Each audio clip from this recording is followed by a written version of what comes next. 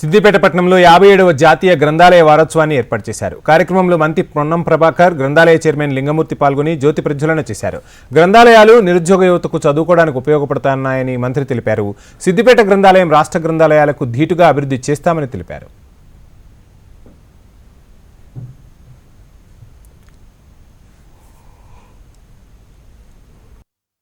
గ్రంథాలయాల ఆవశ్యకత, గ్రంథాలయాలు ఏ విధంగా జ్ఞానాన్ని ఇస్తాయి, పుస్తకం కదా దీంతో మనకేం పని అనుకోకుండా ఆ పుస్తకం మనం ఎంత చైతన్యం చేస్తుంది సమాజంలో అనేదానికి ఈ గ్రంథాలయాలే నిదర్శనం.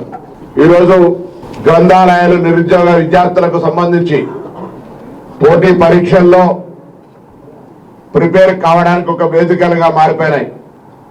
లింగమూర్తి గారు చెప్తున్నట్టుగా సిద్దిపేట గ్రంథాలయానికి సంబంధించి కూడా కొన్ని సమస్యలు ఉన్నాయి. వాటిని ఏ విధంగా పరిష్కారం చేయాలి, ఇంకా నిరుద్యోగ యువతకు ఏ విధంగా అక్కడ ఉండబడేటువంటి సౌకర్యాలు కలగజేయాలి, వారి అవకాశాలను ఎటువంటి ఇబ్బంది లేకుండా కలగజేయాలనేటువంటి ఆలోచన చేస్తా ఉన్నాం.